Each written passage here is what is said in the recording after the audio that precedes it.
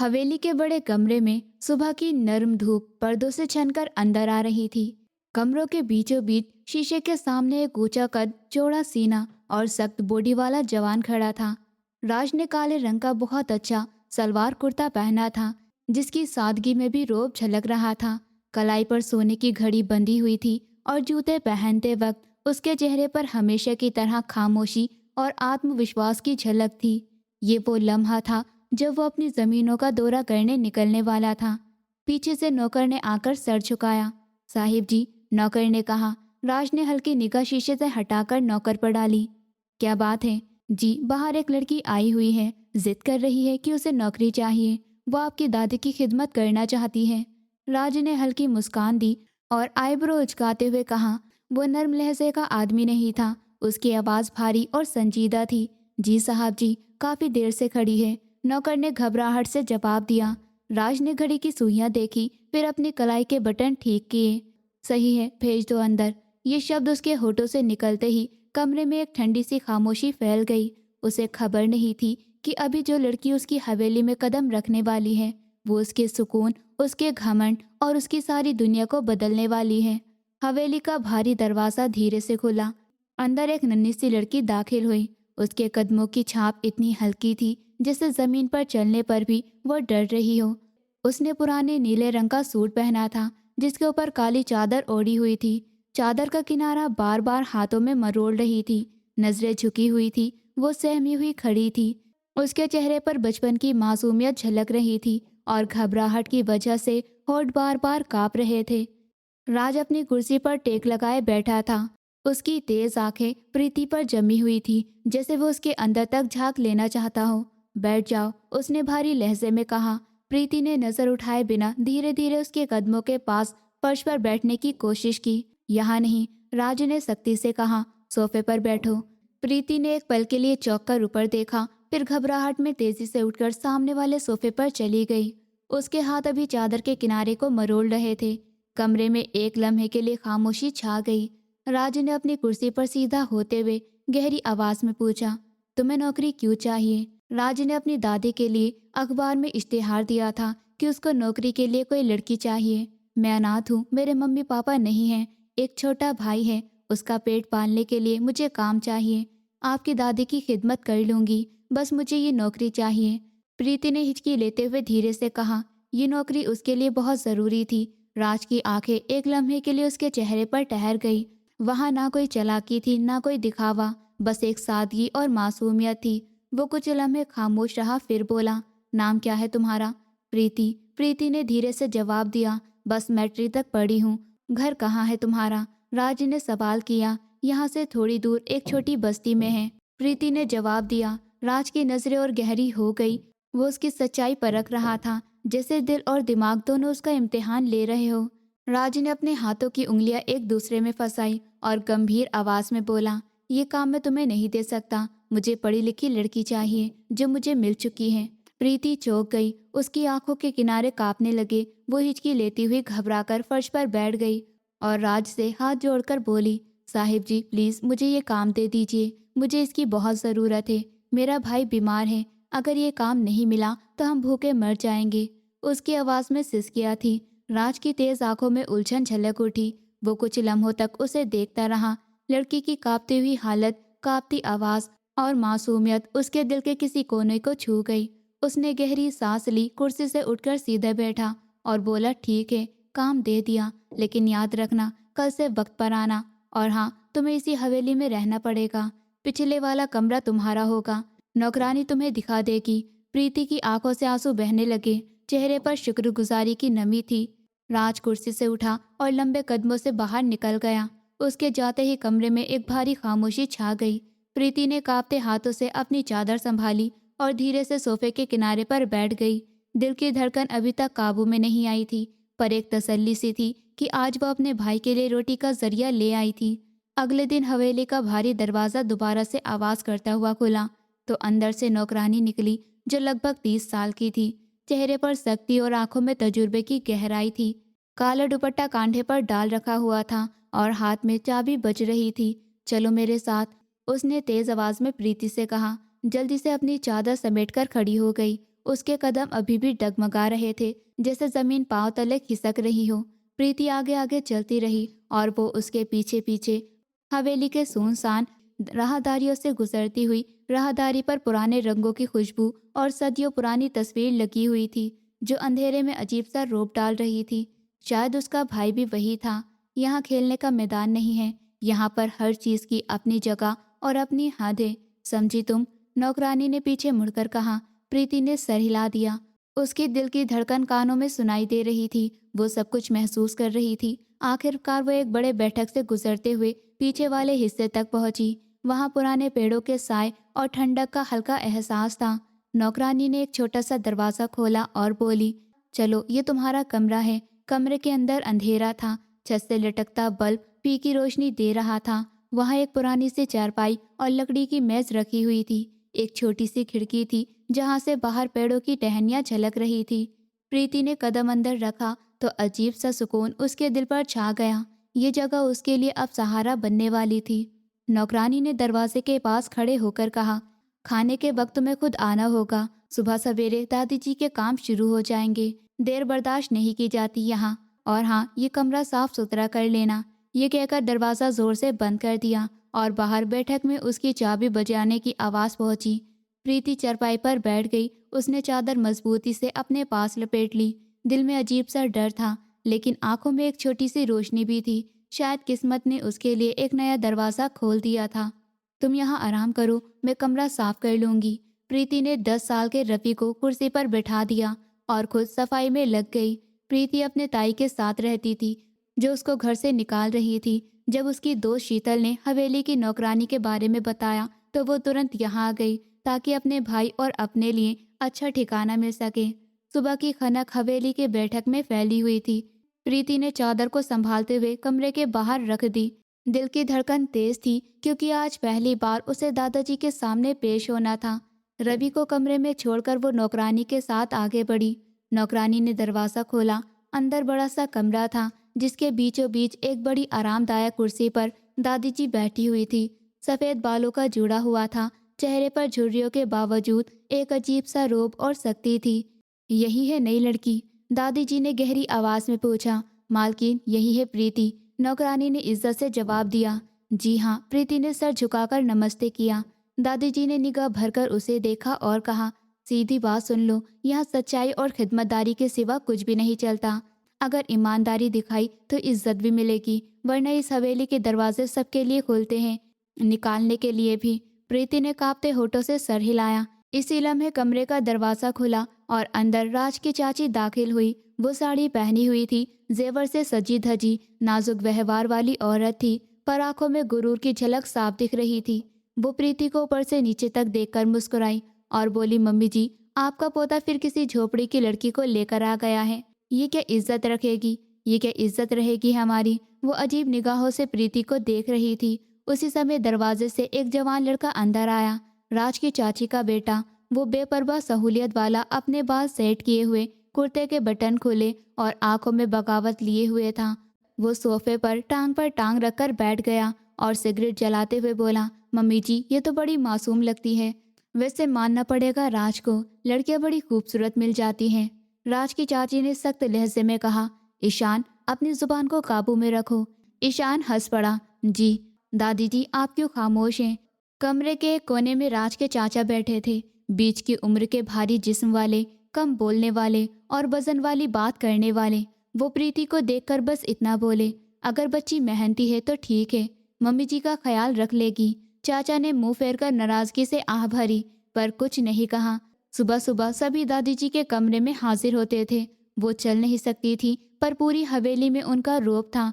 इसी लम्हे दरवाज़ा जोर से खुला और राज अंदर आया। राज अपनी सख्त चाल और तेज आंखों के साथ उसने सब पर एक नज़र डाली, फिर प्रीति पर नजरें ठहरा दी। कैसी हैं दादी? वो सबको इग्नोर करते हुए सीधा दादी जी के पास आकर बैठ गया। ये लड़की कैसी लगी? आपके सारे काम करेगी? वो काम करती प्रीति पर एक नज़र डालते हुए दादी जी से पूछने लगा। ठीक है हम बेटा, लड़की अच्छी है, दादी जी ने गहरी आवाज़ में कहा। प्रीति, आज से तुम हवेली का हिस्सा हो। तुम्हारे काम की पहचान तुम्हें इज्जत भी दे सकती है और बेइज्जती भी, ये बात याद रखना। प्रीति ने धीरे से सर झुका दिया। दिल में डर भी था और एक नया सफर शुरू होने की हल्की सी उम्मीद भी। सुबह के उजाले ने हवेली के बड़े से बैठक को रोशन कर दिया। माहौल में परिंदों की चरचराहट और हल्की ठंडी हवा बसी हुई थी। प्रीति ने चादर मजबूती से लपेटी और हाथ में पानी का जग पकड़कर दादी जी के कमरे की ओर रुख किया। वो ध्यान से धीरे धीरे कदम रख रही थी, जैसे जरा सी आवाज से भी सब बिगड़ जाएगा। कमरे में दाखिल होकर उसने नमस्ते किया और पानी का गिलास बढ़ाया। दादी जी बैठी हुई थी, उन्होंने एक नज़र उस पर डाली, फिर खामोशी से चुप रह गई। वक्त की पाबंदी अच्छी बात है, यही से इज्जत बनती है, दादी जी ने सख्त लहजे में कहा और फिर शाबाशी वाले अंदाज में कहा। प्रीति के दिल को थोड़ा सा हौसला हुआ। वो कमरे में सफाई करने लगी। पुरानी फर्नीचर पर जमी धूल साफ करते हुए उसके हाथ थके हुए थे। कल बस वो थोड़ा काम करके गई थी और आज वो सारा काम करने आई थी। इस बीच दरवाज़ा जोर से खुला और ईशान अंदर आया। वो हमेशा की तरह लापरवाह अंदाज में था, बाल बिखरे हुए और हाथ में मोबाइल था। और नौकरानी कहाँ है हमारी, उसने ऊंची आवाज में कहा, पर निगाहें सीधी प्रीति पर जाकर ठहर गई। प्रीति घबराकर नजरें झुका गई और सफाई में लग गई। वो तो गई और अब ये नई परी आई है। ईशान ने जहर भरी हंसी में कहा। क्या नाम बताया था उसने? प्रीति ने कुछ नहीं कहा। दादी जी ने तेज निगाहों से ईशान को देखा। ईशान, बदतमीजी मत करो, ये लड़की यहाँ काम करने के लिए आई है, कोई तमाशा देखने के लिए नहीं। ईशान हंसने लगा। अरे दादी जी, आप तो हमेशा सीरियस हो जाती हैं। मैं तो बस जानना चाहता था कि हमारी हवेली में ये नई मेहमान कब तक रहने वाली हैं। प्रीति ने चादर के पल्लू को सख्ती से मुट्ठी में लिया। दिल की धड़कन कानों में गूंज रही थी। ईशान, दादी जी ने बुलंद आवाज में कहा, बाहर निकल जाओ यहाँ से। ईशान ने कांधे उचकाते हुए मोबाइल जेब में डाल लिया और हंसते हुए बाहर निकल गया। जाते जाते उसकी नजरें फिर भी प्रीति पर जमी रही, जैसे कोई नई दिल लगी मिल गई हो। प्रीति के हाथ कांपने लगे। वो और भी तेजी से सफाई करने लगी ताकि अपनी घबराहट छुपा सके। दादी जी ने उसको गौर से देखा, फिर नरमी से बोली, डरने की जरूरत नहीं, तुम काम करो, ये ऐसे ही मजाक करता है। प्रीति ने गुनगुनाते हुए धीरे से कहा, जी, और चुपचाप अपने काम में लग गई। दिल में एक अनजाना सा डर बैठ गया था कि ईशान की नज़र उसके लिए खतरा बन सकती है। जब से वो आई थी उसको ईशान अच्छा नहीं लग रहा था। प्रीति ने कमरे की सफाई पूरी की और पानी का जग संभालकर धीरे धीरे बाहर निकल गई। उसकी नजरें अभी जमीन पर जमी हुई थी। गली में खामोशी छाई हुई थी, पर अचानक सामने से राज आते दिखाई दिए। ऊंचा कद, सख्त तेवर और रौबदार चाल। प्रीति के कदम एकदम रुक गए। वो घबराकर पीछे हटना चाहती थी, पर उसके कदमों ने जैसे जमीन पकड़ ली हो। काम खत्म हुआ। राज की भारी आवाज गूंज गई। जी हाँ, प्रीति ने नजरें झुकाए हुए कहा। राज ने कुछ लम्हे गौर से उसको देखा, फिर कुछ नोट निकालकर उसकी तरफ बढ़ा दिए। ये रखो और अपने भाई के लिए दवाई लेकर आ जाना। प्रीति ने घबराहट में हाथ पीछे खींच लिए। नहीं साहब, इसकी ज़रूरत नहीं है, मैं तो यहाँ काम करने आई हूँ। राज के माथे पर हल्के तेवर आ गए। ज़रूरत है, भीख नहीं, मदद करेंगे तुम्हें। तुम्हारे भाई की तबीयत कैसी है? ये सवाल सुनकर प्रीति की आंखों में नमी आ गई। उसने धीमी आवाज़ में कहा, वो बस बहुत बीमार है, कमज़ोरी से चल भी नहीं पाता।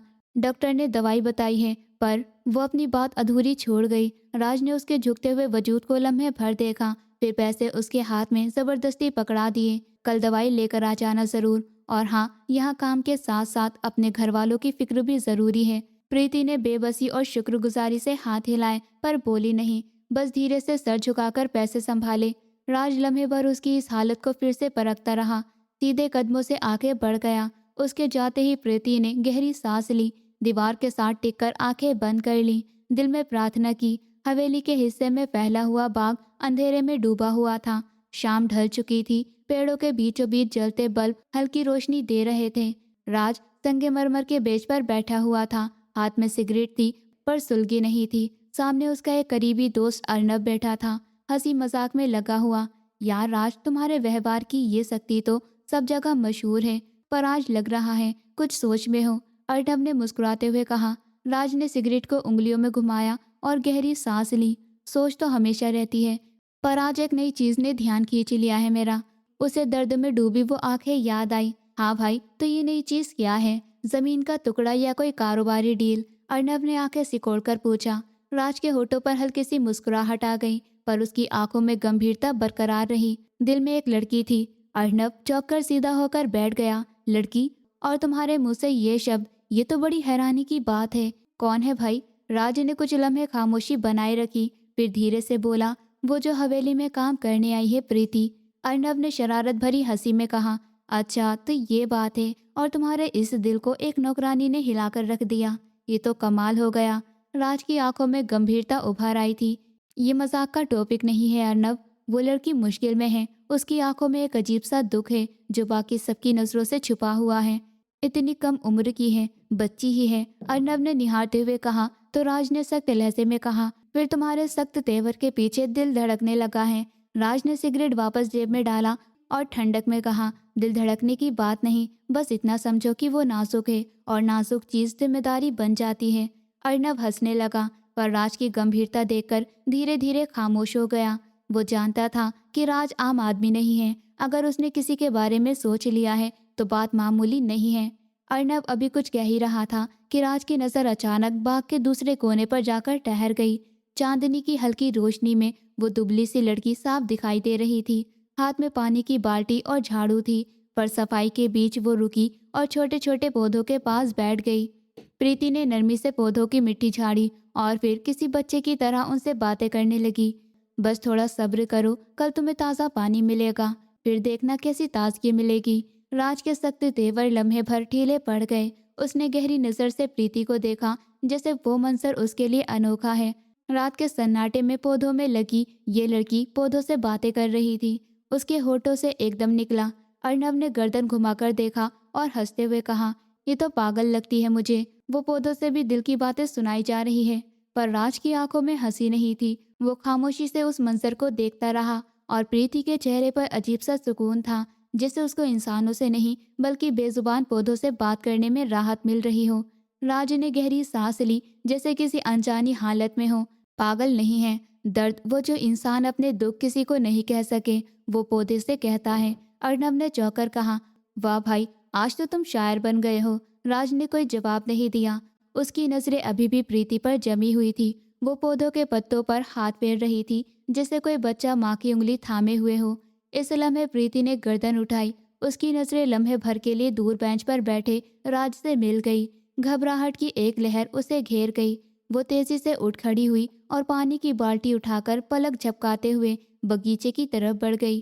अर्नव ने मुस्कुराहट के साथ राज को देखा। अब मैं समझा ये लड़की तुम्हारे दिल को क्यों अनोखी लग रही है। राज ने नजर झुकाकर गंभीर लहजे में कहा, वो सबसे अलग है और अलग चीज ही याद रह जाती हैं। जबकि प्रीति चली गई थी, कमरे में आकर उसने दुपट्टा एक किनारे पर रखा और बैठ गई। राज ने जिस नजर से उसको आज देखा था वो अलग थी। प्रीति, इतनी रात को कौन पौधों में घुसता है, कल सुबह जरूर डांटेंगे। वो खुद से बातें कर रही थी।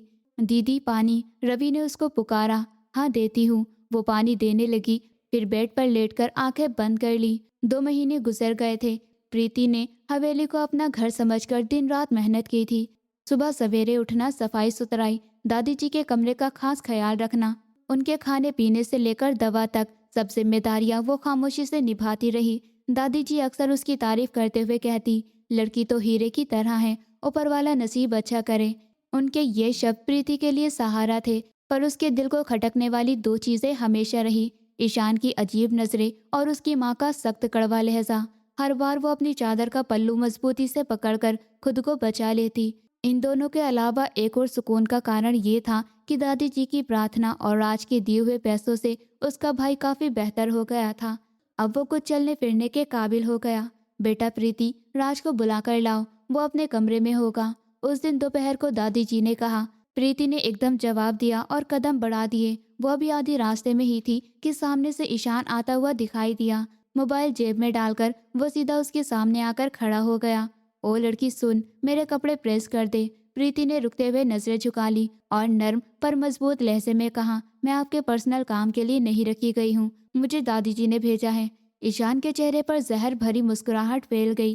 फिर अचानक सख्ती आ गई। मुझसे जुबान चलाएगी, लगता है कि तो अब तुझे अपनी औकात याद दिलानी पड़ेगी।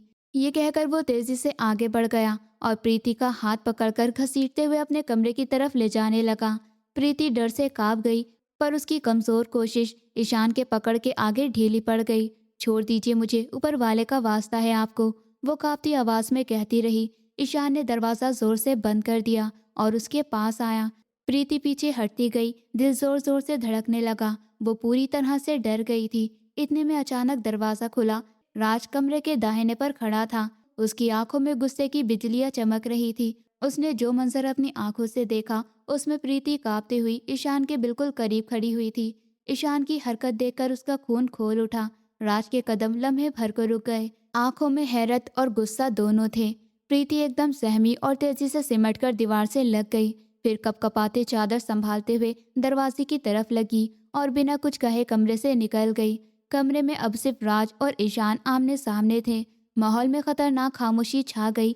कमरे का माहौल भारी हो गया। प्रीति के निकलने के बाद राज का गुस्सा और ईशान की लापरवाही आमने सामने खड़ी हो गई थी। राज ने धीरे से भारी लहजे में कहा कि ईशान, ये बता, इस पहर वो लड़की तुम्हारे कमरे में क्या कर रही थी? ईशान ने कांधे उचकाए और वो लापरवाही से हंसने लगा। कुछ नहीं, बस काम के लिए आई थी। कपड़ों का कोई मसला था। राज के जबड़े खिंच गए। उसकी आंखों में सख्ती और गुस्सा भड़क रहा था। याद रखो, वो तुम्हारे पर्सनल काम के लिए यहाँ पर नहीं रखी गई है। उसको सिर्फ दादी जी के काम के लिए रखा गया है। राज ने साफ तौर पर उससे कह दिया। अरे भाई, कूल डाउन। इतने गुस्से में क्यों आ रहे हो आप? ईशान ने हंसते हुए कहा, फिर आंखों में एक शैतानी चमक लाते हुए बोला, असली बात तो ये है कि मुझे वो लड़की पसंद आ गई है और मैं चाहता हूँ वो एक रात के लिए मेरी हो। ये सुनकर राज के अंदर जैसे गुस्सा फूट पड़ा। एक पल ने उसका हाथ उठा और जोरदार थप्पड़ ईशान के मुंह पर मार दिया। आवाज कमरे में गूंज गई। ईशान लड़खड़ाकर एक तरफ को हो गया। उसके होंठ कट गए और आंखों में गुस्से की आग भड़क उठी। राज की आवाज गूंज रही थी, खबरदार, वो लड़की कोई गुलाम नहीं है। अपनी इज्जत से काम कर रही है। ये अपनी गंदी नजरें उस पर डालने की हिम्मत भी मत करना। वो लम्हा भर कर रुका, ईशान पर तेज निगाह डाली और दरवाजे की तरफ बढ़ गया। अगर दोबारा ऐसी बात की तो ये थप्पड़ नहीं, मेरा हाथ तेरी गर्दन पर होगा। ये कहकर वो कमरे से तूफानी कदमों के साथ निकल गया। कमरे में ईशान अकेला रह गया। अपने मुंह से खून साफ किया और शीशे में अपनी लाल आंखों को देखा। होठों पर एक जहरीली मुस्कुराहट उभर गई। राज भाई, ये थप्पड़ मैं नहीं भूलूंगा।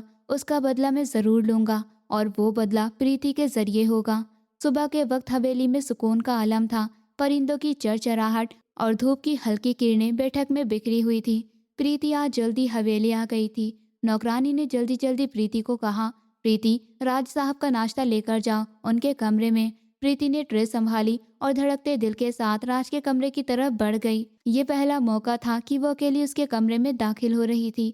कमरा बहुत बड़ा था और अच्छे अंदाज में सजा हुआ था। भारी पर्दे, किताबों की अलमारियां और दीवार पर बंदूकें लगी हुई थी। प्रीति ने धीरे से ट्रे मेज पर रखी और पलटने ही लगी कि और इस वक्त बाथरूम का दरवाजा खुल गया। राज बाहर आया। उसके बाल भीगे हुए थे। पानी की बूंदें गर्दन और चौड़े माथे से बहकर सीने पर गिर रही थी। सफेद तौलिया कांधों पर डाला हुआ प्रीति के कदम रुक गए। उसकी नजरें जमीन पर जमी हुई थी और दिल बेकाबू धड़कने लगा। राज ने उसको चौंक कर देखा और फिर गहरी आवाज में बोला, तुम्हें इतनी रात गए किसी के कमरे में नहीं जाना चाहिए। अपना ख्याल रखा करो। प्रीति खड़ी थी। जी साहब, प्रीति ने घबराकर धीरे में कहा। जी साहब। उसने राज को एक निगाह देखा पर नजर नहीं मिला सकी। राज शर्ट पहनते हुए बेड पर बैठ गया। राज के होठों पर हल्की सी मुस्कुराहट आ गई। साहब नहीं, मुझे राज बोला करो। प्रीति नासमझी से उसको देखने लगी। मैं आपको राज कैसे कह सकती हूँ? आप तो मेरे मालिक हैं। प्रीति ने सर झुकाकर कपकपाती हुई आवाज में कहा, मालिक और नौकर का रिश्ता नहीं है, तुम बस मेरा नाम ले सकती हो। राज ने एकदम हल्की सी हंसी हंसी। प्रीति का चेहरा और भी लाल हो गया। उसके हाथ हिले पर आवाज नहीं निकल सकी।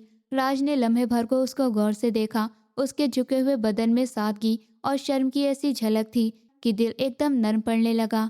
उसके अंदर कोई जज्बा जागा जो सालों से सोया हुआ था, लेकिन अगले ही लम्हे उसने सख्ती से अपने एहसास को झटक दिया।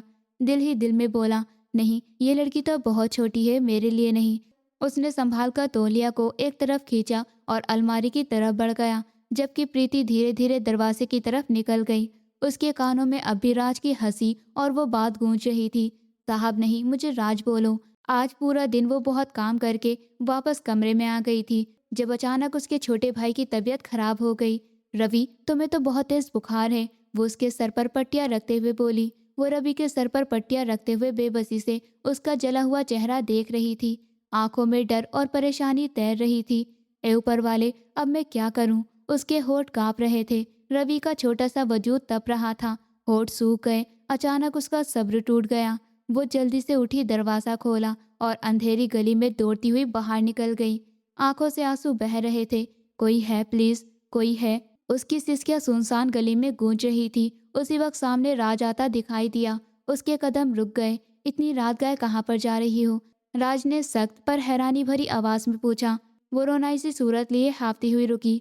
साहब रवि, उसकी तबीयत अचानक खराब हो गई है, बहुत तेज बुखार है उसको। मैं कुछ नहीं समझ पा रही, प्लीज़। उसकी आवाज़ टूट गई और आंसू गालों पर बह निकले। रो मत, जल्दी से रवि को लेकर आओ, मैं गाड़ी में बैठता हूँ, फौरन अस्पताल ले चलते हैं। राज के चेहरे पर एक लम्हे के लिए गंभीरता छा गई। वो तेजी से उसकी तरफ बढ़ा, उसने सर हिलाया और तेजी से वापस कमरे की तरफ भागा। राज दरवाजे से बाहर निकल गया। उसके कदमों की आहट और गाड़ी की चाबियों की खनक अंधेरे में सुनाई दी। वो दोनों रात के अंधेरे में तेजी से अस्पताल पहुंचे। इमरजेंसी वार्ड में डॉक्टर ने रवि का चेकअप किया, टेस्ट लिए और फौरन संजीदा लहजे में बोले, इस बच्चे की हालत बहुत नाजुक है, ये अपेंडिक्स का केस है, फौरन ऑपरेशन करना पड़ेगा। लेकिन अगर वो बर्दाश्त नहीं करेगा तो बच्चा शायद नहीं बच पाएगा। उसके दिल पर जैसे किसी ने हथौड़ा मार दिया हो। वो कांपते हुए होठों से बोली, डॉक्टर साहब, ऑपरेशन कर दीजिए ना, प्लीज़ कुछ भी करिए, बस मेरे भाई को बचा लीजिए। डॉक्टर ने साफ लहजे में जवाब दिया, ऑपरेशन के लिए पैसे जमा करवाओ। वो एकदम खामोश हो गई। जब उम्मीद टूट गई, उसकी आंखों में आंसू तैरने लगे। इस लम्हे राज, जो अब तक खामोश खड़ा था और सब कुछ सुन रहा था, एकदम आगे बढ़ा। कितने पैसे चाहिए? उसने सीधे डॉक्टर से पूछा। ये सारा खर्चा होगा। डॉक्टर ने कागज पर रकम लिखकर दे दी। वो परेशानी में राज की तरफ देखने लगी। मैं कैसे दूंगी आपको ये पैसे? उसकी आवाज़ कांप गई। राज ने गहरी सांस ली। ठीक है, मैं तुम्हारे भाई का इलाज करवा दूंगा, सारा खर्चा मेरा होगा, उसकी जिम्मेदारी अब मेरी है। उसने कुछ लम्हे उसे खामोशी से देखा, जिसे कोई फैसला ले रहा हो, फिर हल्के लहजे में बोला। वो हैरत और शुक्रगुजारी के एहसास से उसको देख रही थी कि राज ने अपनी बात अधूरी नहीं छोड़ी। लेकिन याद रखना, दुनिया में कोई किसी के लिए बिना वजह कुछ नहीं करता। जब कोई किसी को सहारा देता है तो उसके बदले कुछ मांगता भी है। वो खड़ी रही, दिल में डर और बेबसी की लहर दौड़ गई थी। क्या मतलब? उसने धीरे से पूछा। राज ने जरा झुककर उसकी आंखों में देखते हुए कहा, मतलब ये कि तुम मेरे साथ शादी कर लो, बदले में तुम्हारी भाई की जान बच जाएगी। उसका दम घुटने लगा। हॉस्पिटल के कोने में दीवार से टेक लगाकर खड़ी हो गई। दिल और दिमाग आपस में लड़ रहे थे। रवि का मासूम चेहरा आंखों के सामने घूम गया।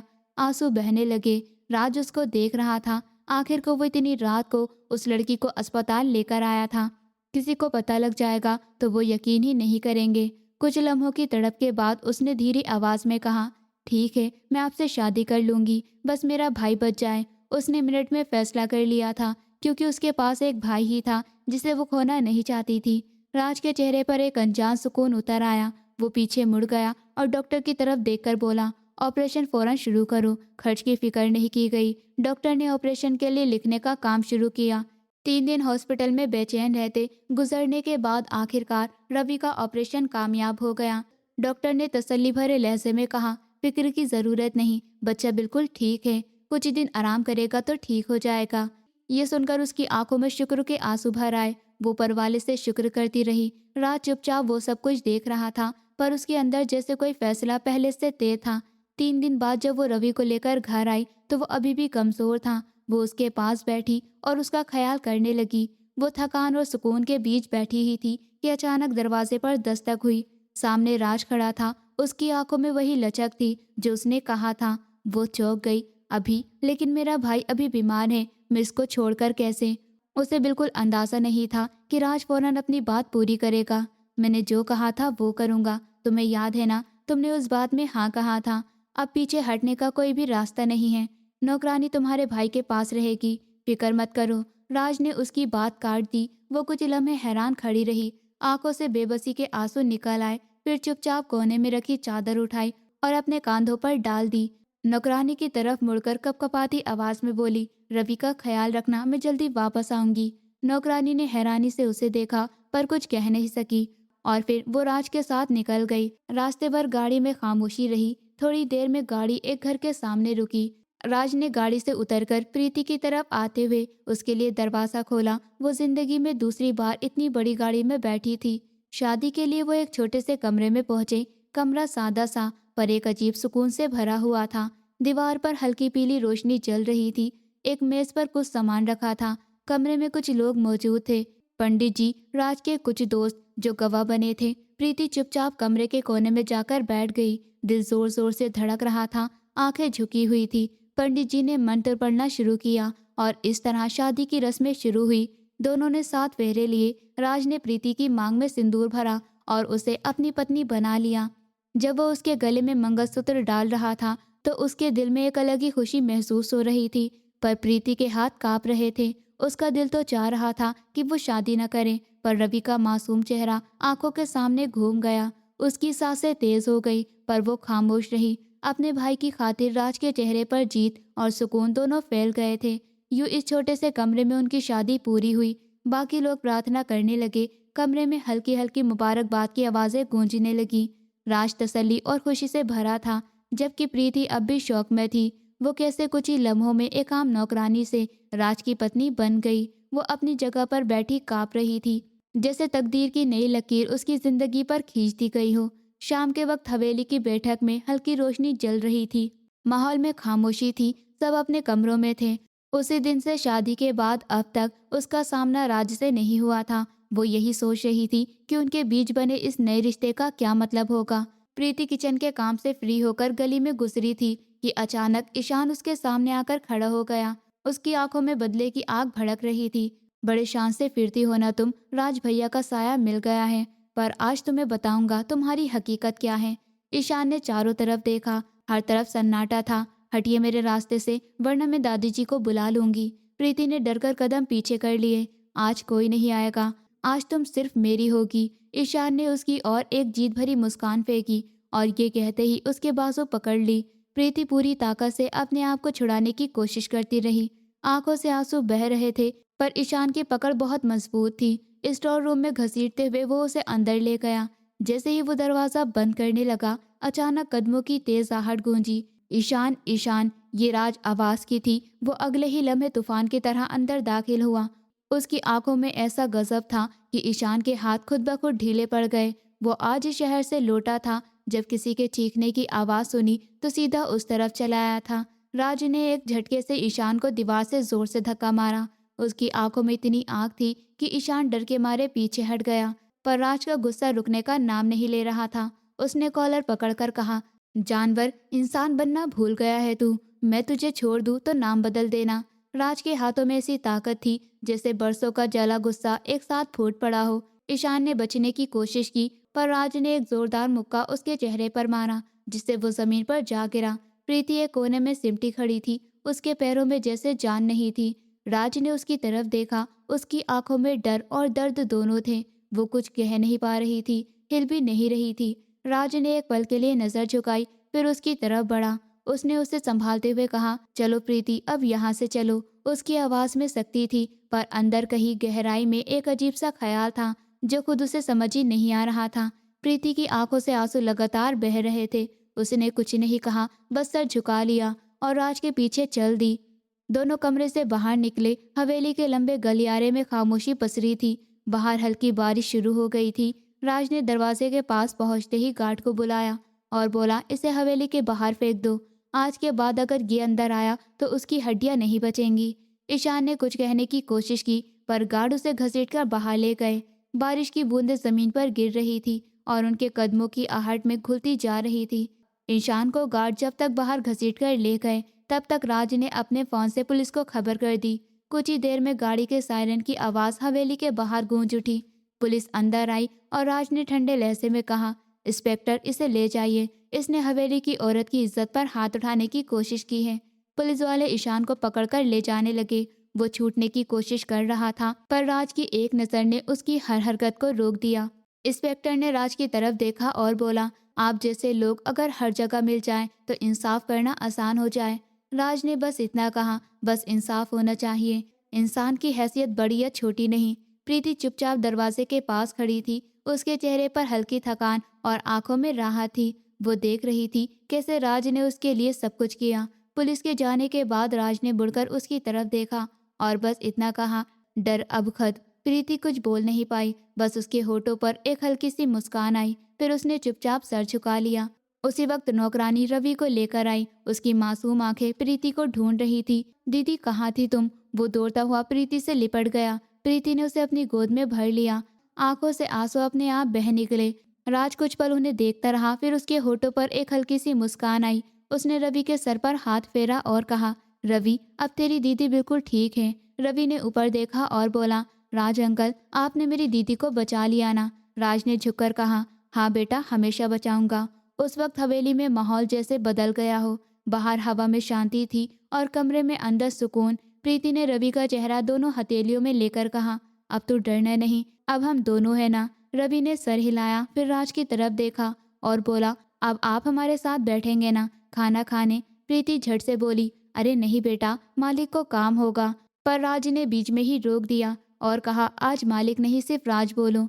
फिर रात के खाने पर पहली बार प्रीति और रवि साथ बैठे। राज ने उन्हें अपने पास बुलाया। नौकरानी ने खाना लगाया। रवि ने राज के पास बैठते ही कहा, भाई ये दाल दीदी बनाती है तो ज्यादा स्वादिष्ट लगती है। राज ने मुस्कुराकर कहा, तो आज से ही प्रीति ही मेरे लिए भी बनाएगी। प्रीति का चेहरा हल्का लाल पड़ गया। उसने सर झुका लिया, मगर दिल में जैसे एक नई रोशनी जल उठी। इसी बीच दादी जी वहां आई। उनकी आंखों में अब भी उम्र की थकान थी। उन्होंने प्रीति की तरफ देखा, फिर राज से बोली, बेटा ये वही लड़की है ना जो हवेली में नई आई थी? राज ने सर हिलाया और बोला, हाँ दादी, पर अब ये सिर्फ हवेली की नौकरानी नहीं, मेरी पत्नी है। दादी कुछ पल तक उसे देखती रही। उनकी आंखों में पहले हैरानी, फिर धीरे धीरे अपनापन उतर आया। उन्होंने प्रीति को पास बुलाया और कहा, बेटी तूने बहुत सहा है, पर अब तू इस घर की इज्जत है। प्रीति की आंखों में फिर से आंसू आ गए। वो दादी के पैरों में झुक गई। दादी ने उसके सर पर हाथ फेरा और कहा, अब डरना मत, ये घर तेरा भी है। रवि ने मासूमियत से कहा, दादी अब मेरी भी नई फैमिली है ना? दादी हंस दी और बोली, हाँ बेटा, अब हमारा घर पूरा हुआ। राज ने उस पल प्रीति की तरफ देखा। उसकी आंखों में जो चमक थी वो राज के दिल तक उतर गई। वो एहसास जो कभी उसने किसी के लिए महसूस नहीं किया था, आज पहली बार हुआ था। रात को जब सब अपने कमरे में चले गए, हवेली के बरामदे में हल्की हवा बह रही थी। प्रीति खिड़की के पास खड़ी थी, आसमान की तरफ देख रही थी। उसने धीरे से कहा, ऊपर वाले तूने मुझे शर्मिंदगी से बचाया, मेरी इज्जत भी और मेरी जिंदगी भी, तेरा शुक्रिया। आज पहली बार उसे लगा कि तकदीर भले देर से मुस्कुराई, लेकिन मुस्कुराई जरूर। राज की नज़र दूर से उसी पर थी। उसने देखा और बस इतना सोचा कि शायद इसी को सुकून कहते हैं। रात के उस सन्नाटे में जब हवेली की हर बत्ती बुझ चुकी थी, बस एक कमरे में हल्की रोशनी थी। प्रीति खिड़की के पास बैठी थी। उसके हाथ में चाय का प्याला था जो ठंडा हो चुका था। नजरें आसमान पर टिकी थी। दिल में जैसे अभी बहुत कुछ था जो बोला नहीं गया। राज कमरे के दरवाजे पर आया। कुछ पल उसे देखा। वो खामोशी, उसकी थकान, उसकी आंखों का दर्द, सब कुछ बिना बोले कह रहा था। उसने धीरे से कहा, अब भी जाग रही हो? प्रीति चौकी पीछे मुड़ी तो राज को देखा जो हाथ में दूध का गिलास लिए खड़ा था। बोला, पूरे दिन से कुछ खाया नहीं, अब तो ले लो। प्रीति ने सर झुकाकर कहा, भूख नहीं है साहब। राज ने कदम आगे बढ़ाए और कहा, मैंने कहा था ना, अब साहब नहीं, सिर्फ राज। वो गिलास लेकर उसके पास बैठ गया। कुछ पल दोनों चुप रहे। हवेली के बाहर हवा पत्तों से खेल रही थी। प्रीति ने धीमे से कहा, राज जी, आज अगर आप न होते तो शायद रवि भी नहीं होता, मेरी दुनिया खत्म हो जाती। राज ने उसकी तरफ देखा और बोला, मैं जो कुछ कर पाया हूँ वो इंसानियत थी, मगर अब तुम्हारा डर मेरा डर है, तुम्हारी तकलीफ मेरी जिम्मेदारी है। प्रीति के होठ थरथराए पर शब्द नहीं निकले, बस आंखों में आंसू आ गए। राज ने गिलास उसके हाथ में पकड़ाया और बोला, ये पी लो वरना सर दर्द करेगा। प्रीति ने हल्का सा सर झुकाया और धीरे से दूध पी लिया। अगली सुबह रवि अपनी आदत के मुताबिक सबसे पहले जागा और राज के कमरे में जा पहुंचा। राज अब तक सोया हुआ था। रवि ने धीरे से उसके ऊपर कंबल हटाया और बोला, उठिए भाई, सूरज निकल आया। राज मुस्कुराते हुए जागा और बोला, अरे छोटू, तू तो अलार्म से भी तेज है। रवि ने हंसते हुए कहा, दीदी ने कहा था सुबह जल्दी उठना चाहिए ताकि दिन अच्छा जाए। राज ने उसकी नाक पकड़ते हुए कहा, तो चल नाश्ता करते हैं। दोनों नीचे गए तो प्रीति पहले से ही रसोई में थी। उसने रवि को देखा और बोली, पहले मुंह धो फिर खाना। राज ने मुस्कुराकर कहा, ये घर अब पूरा लग रहा है। धीरे धीरे दिन गुजरने लगे। हवेली का हर कोना जो कभी वीरान लगता था, अब वहाँ बच्चों की हंसी और प्रीति के कदमों की आहट थी। राज ऑफिस से लौटता तो दरवाजे पर रवि भागकर मिलता और प्रीति पीछे खड़ी होती। राज के हाथ से फाइल लेकर कहती, पहले खाना खा लीजिए फिर काम कर लीजिए। राज उसके लहजे में वो नरमी महसूस करता जो उसने सालों से नहीं सुनी थी। वो घर जो कभी उसके लिए सिर्फ जिम्मेदारी था, अब उसमें अपना सा एहसास बसने लगा था। एक शाम राज छत पर बैठा था, आसमान में ढलते सूरज को देख रहा था। प्रीति चुपचाप पीछे आई, हाथ में चाय थी और बोली, आपने दिन भर कुछ नहीं खाया। राज ने मुस्कुराकर कहा, तुम हर वक्त ध्यान रखती हो मेरा। प्रीति ने धीमे से कहा, ध्यान नहीं फिक्र है। राज ने उसकी तरफ देखा, दोनों की नजरें कुछ पल के लिए मिली, जैसे दोनों के बीच कोई अधूरी बात बिना शब्दों के पूरी हो गई हो। नीचे से रवि की आवाज आई, दीदी देखो मैंने राज भैया की शर्ट पहनी है। दोनों हंस पड़े। राज ने नीचे झुककर देखा, रवि उस पर बड़ी सी शर्ट पहने इधर उधर घूम रहा था। प्रीति बोली, अरे उतार दे बेटा, गंदी हो जाएगी। राज ने मुस्कुराते हुए कहा, रहने दो प्रीति, इस घर में कुछ तो है जो मुझ पर फिट नहीं होता। दोनों एक दूसरे को देख मुस्कुराए। हवा में एक अजीब सुकून घुल गया। दादी जी कुछ दिनों से थोड़ा बीमार थी। प्रीति हर सुबह उनका हाल पूछती, कभी उनके पैर दबाती तो कभी उनका पसंदीदा खाना बनाती। एक दिन दादी ने उसका हाथ पकड़कर कहा, बेटी तूने इस घर को घर बना दिया, वरना हम तो पत्थर हो चुके थे। प्रीति की आंखों में नमी उतर आई। उसने बोला, आपने सर पर हाथ रखा है, बस यही मेरे लिए काफी है। दादी ने मुस्कुराते हुए कहा और राज की तरफ देखा। बोली, बेटा इस लड़की ने तेरी जिंदगी में रोशनी ला दी है, इसे कभी खोना मत। रात को जब सब सो गए, राज बरामदे में बैठा था। हवा में हल्की ठंडक थी। उसने अपने मन में सोचा, आज जो सुकून है वो प्रीति की वजह से है। अगर वो न होती तो शायद मैं अभी वही पुराना राज होता जो बस काम और गुस्से में डूबा रहता। फिर उसने कमरे की ओर देखा। प्रीति बेड पर रवि को सुला रही थी। उसकी आंखों में माँ जैसी ममता और चेहरे पर शांति थी। राज का दिल पहली बार धीमे से बोला, यही तो घर है, यही तो जिंदगी है। अगली सुबह राज ने प्रीति को आवाज दी और कहा, चलो बाहर चलते हैं। प्रीति हैरान होकर बोली, पर कहाँ? राज ने कहा, बस आओ, और उसका हाथ थाम लिया। हवेली से बाहर उन्होंने एक छोटी सी जमीन देखी। वहां कुछ मिस्त्री काम कर रहे थे। राज बोला, ये घर रवि के नाम पर बनवा रहा हूँ। प्रीति की आंखों से आंसू बह निकले। उसने कहा, आपने इतना क्यों किया? राज ने बस इतना कहा, क्योंकि तुम मेरे दिल का हिस्सा हो। रात का वक्त था। हवेली के आंगन में हल्की हल्की हवा बह रही थी। चांद आसमान में टंगा था, जैसे उसकी चांदनी भी उसके पुराने दर्द को सहलाने आई हो, जो इस घर की दीवारों में कैद था। प्रीति बरामदे में बैठी थी, हाथ में चाय का प्याला, पर निगाहें कहीं दूर गुम। बहुत कुछ बदल चुका था, उसकी जिंदगी, उसका रिश्ता, यहाँ तक कि उसकी पहचान तक। अब वो हवेली की नौकरानी नहीं थी। प्रीति राज सिंह की पत्नी थी, मगर फिर भी दिल में एक सवाल था, जैसे कोई दीवार अब भी बाकी हो। इतने में पीछे से राज के कदमों की आहट आई। वो चुपचाप उसके पास आया, बिना कोई शब्द कहे उसी के पास बैठ गया। कुछ पल दोनों खामोश रहे। हवा में बस पत्तों की सरसराहट और चाय की भाप की खुशबू थी। थक गई हो? राज की आवाज नरम थी मगर गहरी, जैसे वो दिल की बात कह रहा हो। प्रीति ने हल्के से सर हिलाया। मेरा मतलब राज, वो नाम लेते लेते झिझक गई। राज के चेहरे पर मुस्कुराहट फैल गई। अच्छा लगा सुनकर, उसने धीमे से कहा। ये नाम मुझे तब तक अच्छा नहीं लगा था जब तक किसी ने सच्चे दिल से नहीं पुकारा था। प्रीति की नजरें झुकी रही, पर उसके होठों पर अनकही मुस्कान थी। कुछ देर दोनों चुपचाप बैठे रहे। फिर राज ने धीरे से कहा, तुम जानती हो, जब मैंने वो फैसला लिया था शादी का, तो मुझे खुद समझ नहीं आया था कि मैं क्यों कर रहा हूँ। ऐसा लगा जैसे कोई मजबूरी थी, लेकिन अब समझ आता है, शायद ऊपर वाले ने तुम्हें मेरी जिंदगी में इसलिए भेजा ताकि मैं खुद को इंसान बना सकूं। प्रीति की आंखों में नमी आ गई। मैं तो बस आपकी दया की वजह से यहाँ हूँ, उसने धीमे से कहा। राज ने सर हिलाया। नहीं प्रीति, दया नहीं, एहसास है। तुमने मुझे वो सिखाया जो दुनिया की ताकत नहीं सिखा पाई, किसी की परवाह करना। वो बोलते बोलते उसके करीब आ गया। प्रीति ने नजर उठाकर देखा। उसकी आंखों में गुस्से की नहीं, बल्कि एक सुकून भरी कोमलता थी।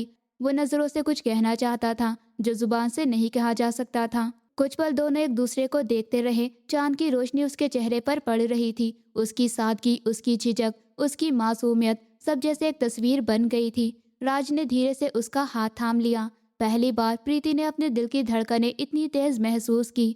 उसके अंदर डर नहीं, बस एक अनजाना सा सुकून उतर आया था। अब डरना मत, राज ने बहुत धीमे लहजे में कहा। मैं तुम्हें कभी किसी तकलीफ में नहीं पड़ने दूंगा। प्रीति ने कुछ नहीं कहा, बस अपनी आंखें बंद कर ली, जैसे बरसों से थका हुआ दिल आखिरकार कहीं ठहर गया हो। उसकी पलकों पर ठंडी हवा खेल रही थी और राज ने अपनी ओढ़नी उतारकर उसके कंधों पर डाल दी। ठंड लग जाएगी, उसने फुसफुसाया। वो लम्हा बहुत छोटा था, पर उतना ही गहरा। दोनों के बीच कोई शोर नहीं था, ना कोई वादा, बस एक एहसास था कि अब ये रिश्ता मजबूरी नहीं प्यार बन चुका था। अगली सुबह दादी जी ने दोनों को साथ देखा तो उनके होठों पर सुकून भरी मुस्कान आई। प्रीति, दादी जी ने कहा, भगवान ने तुझे हमारे घर का सुकून बनाकर भेजा है। राज पहले कभी इतना चैन से नहीं दिखा। प्रीति ने शर्म से सर झुका लिया और राज ने बस हल्के से मुस्कुरा दिया। उस दिन हवेली में बहुत वक्त बाद रौनक थी। दादी जी की हंसी, रवि की खिलखिलाहट और राज की आंखों में बस एक चमक, जैसे उसे अब सब कुछ मिल गया हो जिसकी उसे तलाश थी। इस कहानी का सबसे बड़ा सबक यही है कि जिंदगी में रिश्ते केवल किस्मत या मजबूरी का नाम नहीं होते। रिश्ते बनते हैं भरोसे, समझ और सहारे, और एक दूसरे के दर्द को महसूस करने से।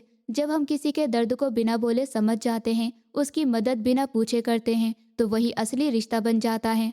प्रीति और राज की कहानी हमें ये सिखाती है कि प्यार सिर्फ खुशियों में नहीं बल्कि मुश्किलों में, परेशानियों में और जिम्मेदारियों में भी पनपता है। प्यार वो नहीं जो आसान हो, बल्कि वो है जो कठिन रास्तों पर भी साथ निभाने की ताकत रखता हो। जिंदगी में कई बार हमें अपने दिल की आवाज़ सुनने में डर लगता है।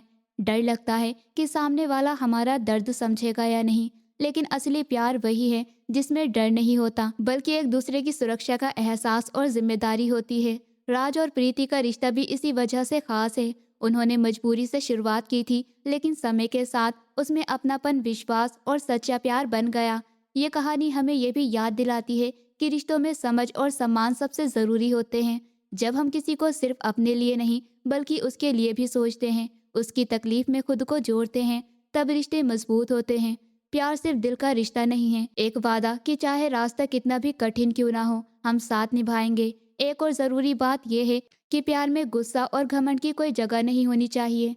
जब हम एक दूसरे की कमजोरियों को कबूल करते हैं और साथ में उनका सम्मान करते हैं, तभी रिश्ता गहरा होता है। यही सच्चा प्यार है जो न केवल खुशी देता है बल्कि मुश्किल समय में भी सहारा बनता है। अंत में ये सीख मिलती है कि जिंदगी में रिश्तों की असली कीमत समझने के लिए केवल शब्द नहीं बल्कि जज्बात ज़रूरी हैं। और ये तजुर्बा हमें सिखाता है कि रिश्तों का असली मकसद सिर्फ साथ जीना नहीं बल्कि एक दूसरे को बेहतरीन इंसान बनाना है। इसलिए कहानी का असली मतलब ये है कि रिश्ते मजबूरी में नहीं, एहसास और जिम्मेदारी है। प्यार केवल खामोशी में महसूस किया जाता है और विश्वास ही वो नींव है जिस पर एक मजबूत और सच्चा रिश्ता बनता है। कभी कभी जिंदगी हमें ऐसे मोड़ पर ले आती है जहाँ लगता है सब खत्म हो गया है, लेकिन वहीं से एक नई शुरुआत होती है।